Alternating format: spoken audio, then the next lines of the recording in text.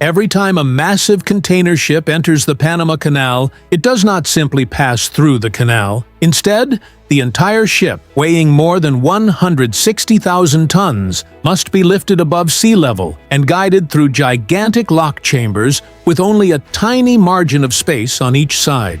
What makes this even more incredible is that this more than 100-year-old system operates using almost nothing but water and gravity. And if the Panama Canal experiences even a single major disruption, global trade can be affected almost immediately. So how does the Panama Canal actually work?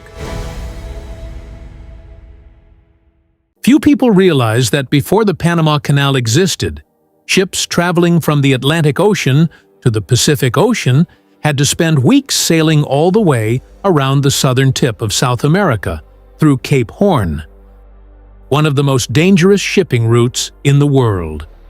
The idea of connecting the two oceans first appeared hundreds of years ago, but it was not until the late 19th century that people truly began construction. The French were the first to attempt this project, but malaria, yellow fever, and constant landslides killed tens of thousands of workers and caused the entire project to collapse. Later, the United States took over the construction and completely changed the design with a massive lock system, turning the Panama Canal into one of the most important engineering achievements of the 20th century.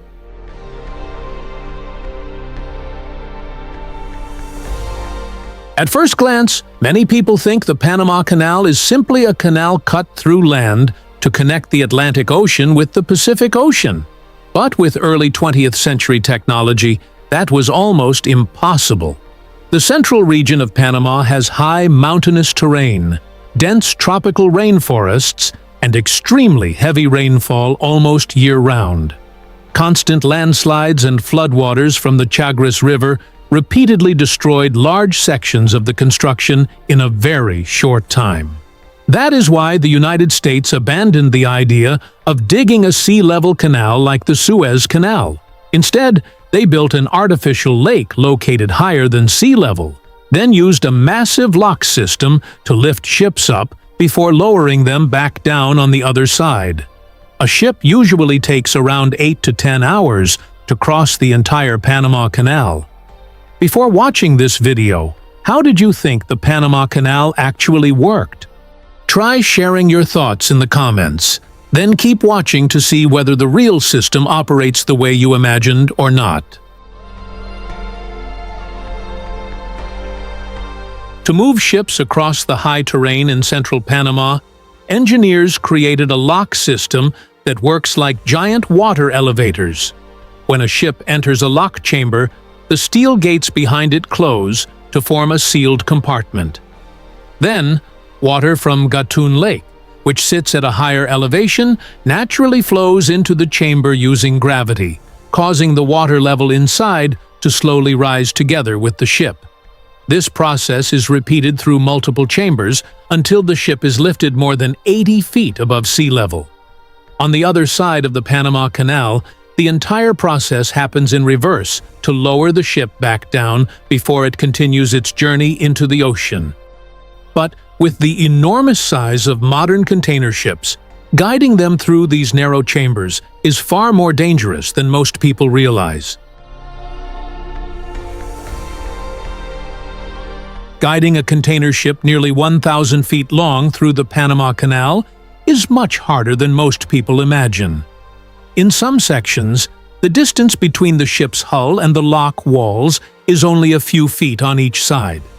Just a small change in direction caused by water currents, wind, or even a few seconds of delayed maneuvering could cause the ship to crash directly into the concrete walls or the steel gates of the lock system. That is also why the Panama Canal has a special rule that is rarely used anywhere else in the world. When entering the canal, the captain must temporarily hand over control to Panama Canal pilots, specialists who are specially trained to guide ships through this narrow and highly complex waterway. On modern container ships, the bridge is often positioned very high above the water and hundreds of feet away from the bow, making it extremely difficult to judge the real distance inside the canal.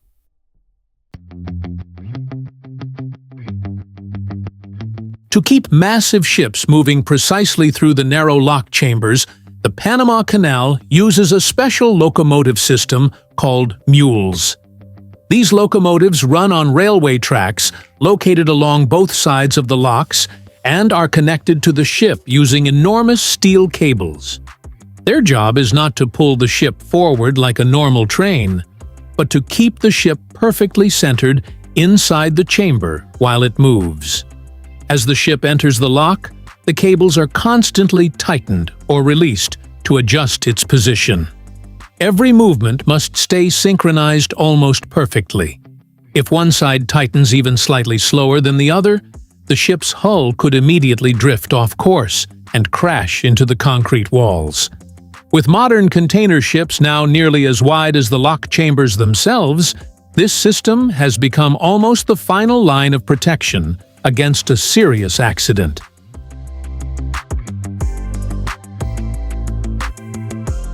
If the lock system is the machine that lifts ships inside the Panama Canal, then Gatun Lake is the power source that keeps the entire system operating. This massive artificial lake was created by damming the Chagres River, a river famous for its violent floods that caused enormous problems during the construction of the canal. At the time it was completed, it was once the largest artificial lake in the world. Gatun Lake sits higher than sea level, allowing water to naturally flow down into the locks using gravity without the need for massive pumping systems. Nearly every ship-lifting operation inside the Panama Canal depends on the water stored inside this lake. After being lifted, ships also travel dozens of miles across Gatun Lake before continuing through the remaining sections of the canal toward the Pacific Ocean.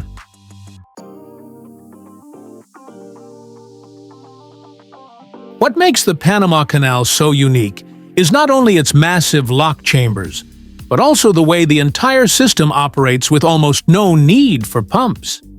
Instead, the canal uses the natural elevation difference between Gatun Lake and sea level to move enormous amounts of water through the system. Once the valves beneath the locks are opened, water naturally flows through huge tunnels built inside the thick concrete walls. As the water level rises, the ship slowly rises with it, like a massive object being lifted by the water beneath it. The entire process must be controlled with extreme stability to prevent strong currents from pushing the ship off balance.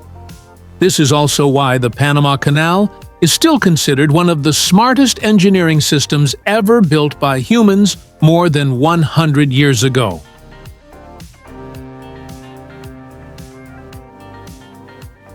Every ship passing through the Panama Canal must pay a toll, and the amount can vary greatly depending on the size of the ship and the type of cargo it carries. For modern giant container ships, the cost of crossing the canal can reach hundreds of thousands of dollars for a single trip. But for many shipping companies, this fee is still far cheaper than sailing around South America, which would require far more fuel, time, and operating costs. Thanks to its strategic location, the Panama Canal now generates billions of dollars in revenue every year for Panama. It is also one of the country's most important sources of income, and the reason why the canal is constantly maintained and upgraded to handle increasingly larger commercial ships. After passing through Gatun Lake, ships enter the Culebra Cut, the narrowest and most dangerous section of the entire Panama Canal. This area was carved directly through a rocky mountain range in central Panama and was considered the most difficult part of the entire canal construction project. For years, workers constantly faced landslides, heavy rain, and massive amounts of rock and mud collapsing onto the construction site almost every day. To open this passage, millions of tons of rock and earth were removed using explosives and enormous excavation machines. Some major landslides even buried railway tracks, equipment, and sections of the construction that had only recently been completed. Even today, this remains one of the hardest sections of the Panama Canal to navigate because of its narrow space and constant ship traffic. Just one small accident could delay the entire shipping route for many hours.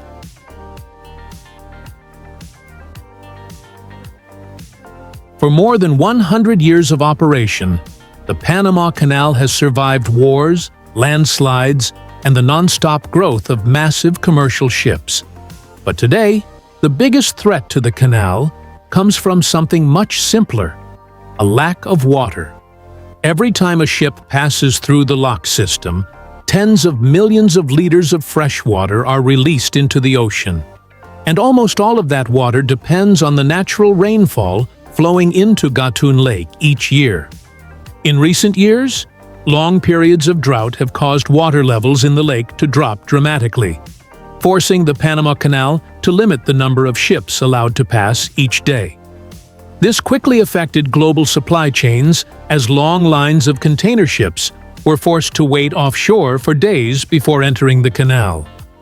With a system that depends almost entirely on fresh water, climate change is becoming the biggest challenge facing the future of the Panama Canal.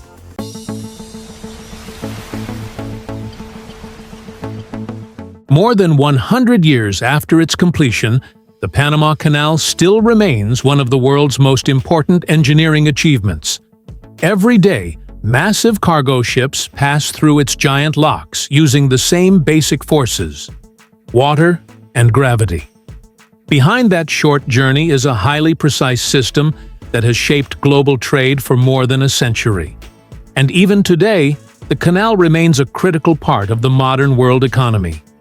If you enjoy exploring how massive systems like this really work, don't forget to subscribe and turn on notifications for more videos.